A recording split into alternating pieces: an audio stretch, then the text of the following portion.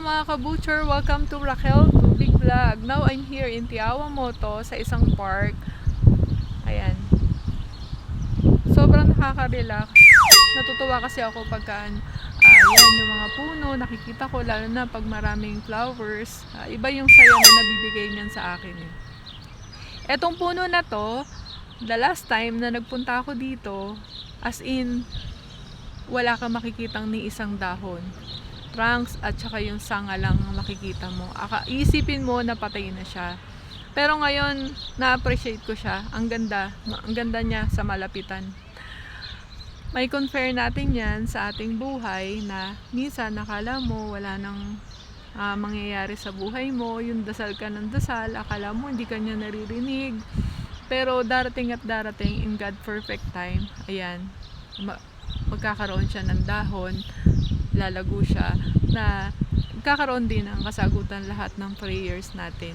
Minsan, hindi lahat naman ng tao na nakapaligid sa atin magiging masaya sa success na nararanasan natin or dumadating sa atin.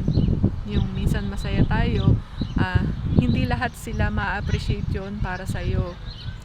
Kaya i-appreciate natin yung mga tao na masaya, na nagkakaroon tayo ng improvement sa ating buhay.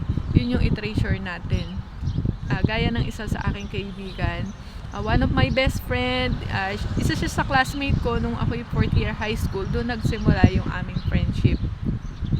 Sabi niya sa akin, huwag kang magstay sa Pilipinas. Sabi niya, mag-abroad ka. Gusto ko maging masaya ka. Gusto ko maranasan mo rin yung mga na-experience ko. Sabi niya, I'm happy for you kapag ka ganun. Siya talaga yung nag-encourage din sa akin ng todo-todo para makarating ako ng Abu Dhabi bilang isang butcher that time. Kaya kung may dumadating man na challenges sa ating buhay, yung secret kasi ng success, always be grateful sa nangyayari sa atin, maganda man yan or pangit.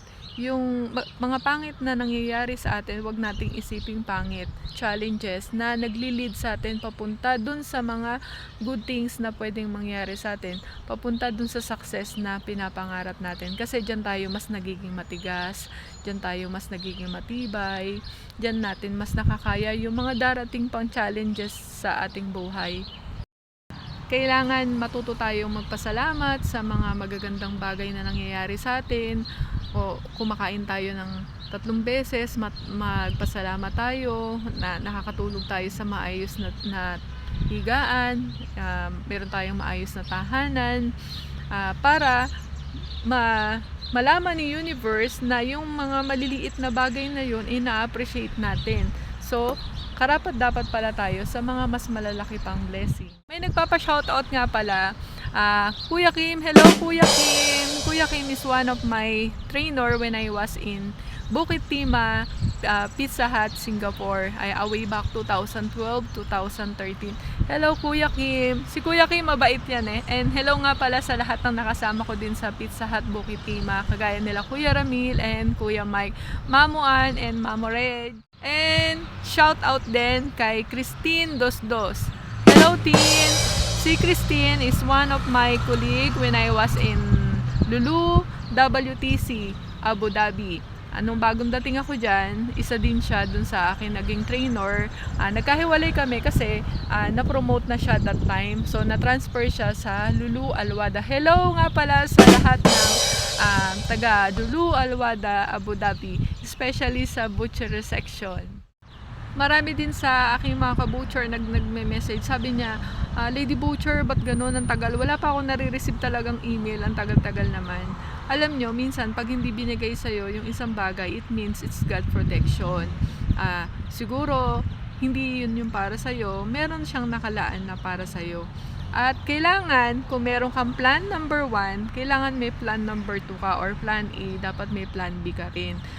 Hindi ka ma-accept dito or hindi ka lucky na magkaroon ng employer dito sa New Zealand, marami pa namang bansa na pwede ka mag-apply na para maging isang butcher. Nandyan ang Australia, nandyan ang Canada, pwede ka sa cruise ship, pwede ka sa UK, pwede naman sa Japan. Try and try din. Alam nyo ako, napakaraming beses kong na-reject talaga. Hindi ko mabilang. Pero I never quit. Kasi alam ko, napipil ko na darating yung time na lahat ng gusto kong mangyari ay magkakaroon ng kasagutan. And ako po ang inyong lingkod na si Raquel Tubig na palaging nagsasabing always stay positive at matutong magtiwala sa sarili. Thank you for watching. Until next